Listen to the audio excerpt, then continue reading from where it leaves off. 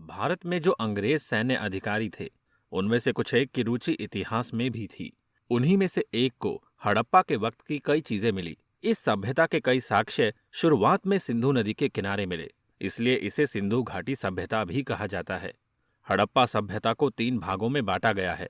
आरंभिक हड़प्पा सभ्यता 3200 से 2600 ईसा पूर्व, नगरीय हड़प्पा सभ्यता 2600 से 1900 ईसा पूर्व और उत्तर हड़प्पा सभ्यता 1900 से 1300 ईसा पूर्व।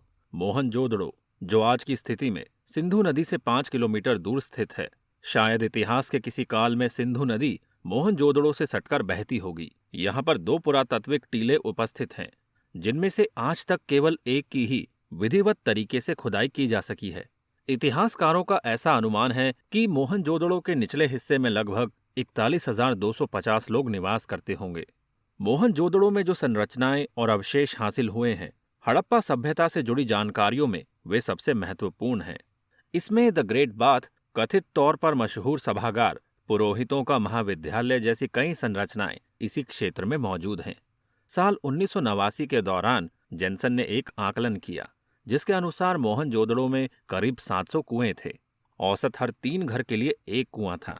कई घरों के पास अपना निजी कुआं था और सड़कों के अंत में कुछ सार्वजनिक कुएं भी बने हुए थे। हड़प्पा सभ्यता एक विशाल क्षेत्र में फैली हुई थी। इस क्षेत्र के अंदर चट्टान, पर्वत पठार, समुद्री तटों के अलावा और भी कई प्रकार के पर्यावरण शामिल थे। वैसे खाद्य सामग्री और जीवन निर्वाहन के लिए हड़प्पा के समय में सबसे प्रमुख स्रोत कृषि था, मगर उस वक्त जानवरों का शिकार तथा पशुपालन भी अस्तित्व में था। कई सारे ऐसे साक्ष्य मिले हैं जिनसे ऐसे तर्क दिए जाते हैं, क्योंकि उस वक्त काफी ज्यादा पकी हुई ईंटों का इस्तेमाल होता था, तो इन ईंटों को पकाने के लिए लकड़ियों को ईंधन के रूप में इस्तेमाल किया जाता होगा। लकड़ियों का इस्तेमाल यानी उस क्षेत्र में वनस्पतियों की अच्छी खासी मौजूदगी होगी और समय पर अच्छी बरसात होती होगी। इसके अलावा हाथी, घोड़े और गैंडों की जो आकृति मिली है, वो इस बात को दर्शाते हैं कि इन जानवरों का उपयोग सामान को ढोने में किया जाता होगा।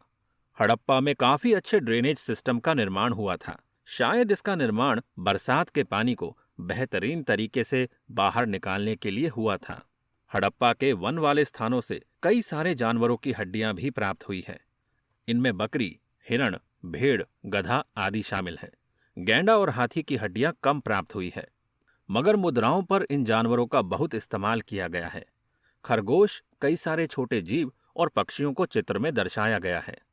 गुजरात से जुड़े तट के इलाके में लोग घोंगे को खाने के रूप में इस्तेमाल किया करते थे। हालांकि हड़प्पा सभ्यता के दौरान घोड़ों की उपस्थिति के सवाल पर बहस अब भी जारी है। हड़प्पा सभ्यता की खोज के साथ ही इतिहासकारों और विद्वानों की रुचि हड़प्पा तथा मेसोपोटामिया के बीच होने वाले व्यापार में बढ़ने लगी थी। कार्बन डेटिंग के पूर्व व्यापार के तर्कों ने सभ्यता की तिथि निर्धारण में काफी मदद की, लेकिन मेसोपोटामिया से अधिक महत्वपूर्ण व्यापारिक संबंध फारस की खाड़ी के साथ रहा होगा। उस वक्त 2 चक्के वाली गाड़ियां सबसे प्रमुख थी। जो भी साक्ष्य मिले हैं, उससे ये अनुमान लगता है कि शुरुआती दौर में वो लोग भेड़, बकरी और गधे का इस्तेमाल करके उन गाड़ियों को खींचते होंगे।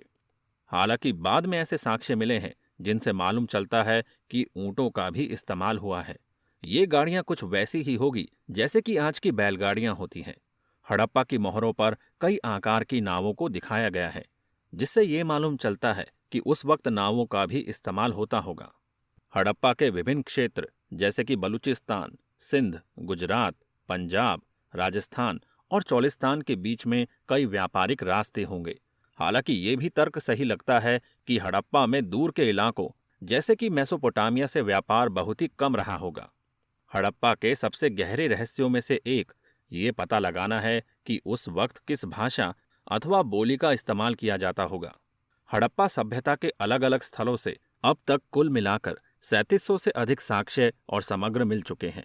इन सभी चीजों में 50% सामग्री तो केवल मोहनजोदड़ो से मिली है।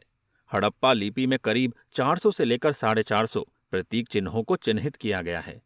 हड़प्पा में मिली मोहरें, गहने और तमाम तरह के औजारों पर भी लिखावट उकेरी हुई है। हो सकता है कि इन पर इनके मालिकों का नाम लिखा हो, या इन लिखावटों का किसी धार्मिक अथवा जादू मंत्र से भी महत्व जुड़ा हो सकता है, क्योंकि हड़प्पा सभ्यता की लिपि पढ़ने में हम अभी तक सक्षम नहीं हो सके हैं। इसलिए उस वक्त के धर्म के बारे में कई सारी अनिश्चितता है।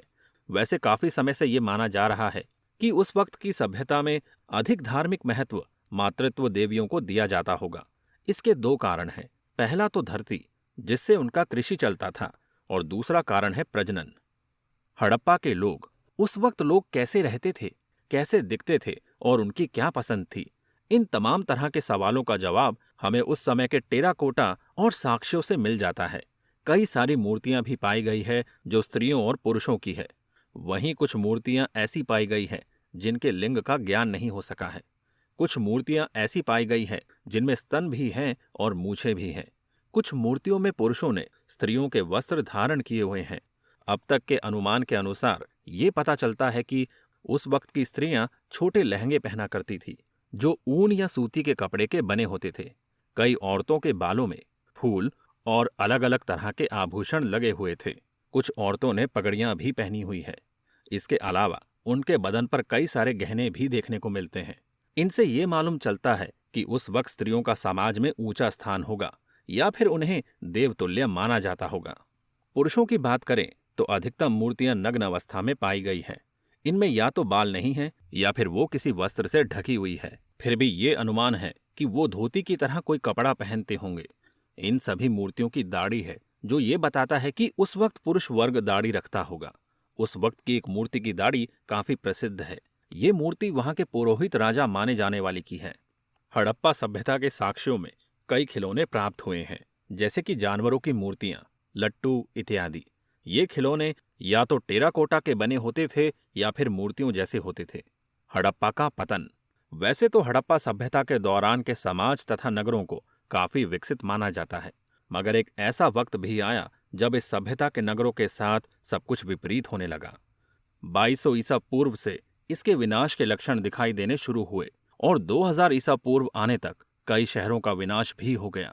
वहीं जिन शहरों का वजूद बचा था, कुछ वर्षों बाद उनका भी पतन हो गया। हड़प्पा के नगरों के पतन के विषय में कई कहानियां हैं जिनके बारे में कोई प्रमाण उपलब्ध नहीं है। सबसे पहले इतिहासकार रामप्रसाद चंद्रा ने इस बात का विवरण दिया कि हड़प्पा के नगर आर्यों के आक्रमण के कारण खत्म हुए, मगर अगर आक्रमण हुआ होगा तो कई लोगों की जानें भी गई होगी। पर हड़प्पा से जितने भी कंकाल मिले हैं वो सभी एक वक्त के नहीं हैं। इसी तरह किसी मैदान से भी किसी लड़ाई का कोई प्रमाण नहीं मिला है। ऐसे और भी कई तर्क हैं जिनसे ये सिद्ध होता है कि ये पतन किसी आक्रमण का नतीजा नहीं है। इसके बाद कई लोगों ने कुछ प्राकृतिक कारण और नतीजों को निकाला, मगर ये कहना भी पूरी तरह से सही नहीं है कि प्राकृतिक आपदाओं के कारण हड़प्पा के नगरों का पतन हुआ। एक प्रसिद्ध व्याख्यान ये है कि सिंधु नदी में बाढ़ आने के कारण ये नगर डूब गए, मगर कई जगहों से ऐसे साक्ष्य मिले हैं जिनसे पता चलता है कि नगर का पतन धीरे धीरे हुआ। इसलिए अब ये कहना और समझना काफी मुश्किल है कि हड़प्पा सभ्यता का पतन कैसे हुआ। इसके बाद शुरू हुई उत्तर हड़प्पा सभ्यता। इस वक्त तक नगरों का पतन शुरू हो चुका था, मगर कृषि के क्षेत्र में इस वक्त काफी विकास हुआ। ऐसे कई साक्ष्य मिले हैं जिनसे ये पता चलता है कि लोग कई तरह की फसलों को बो रहे थे। बलूचिस्तान की एक जगह पर एक साथ 2 फसलों को उगाने के प्रमाण मिले हैं। इसी जगह पर ठंडी के वक्त में गेहूं व जौ और गर्मी के मौसम में चावल, ज्वार तथा बाजरे की फसल उगाई जाती थी।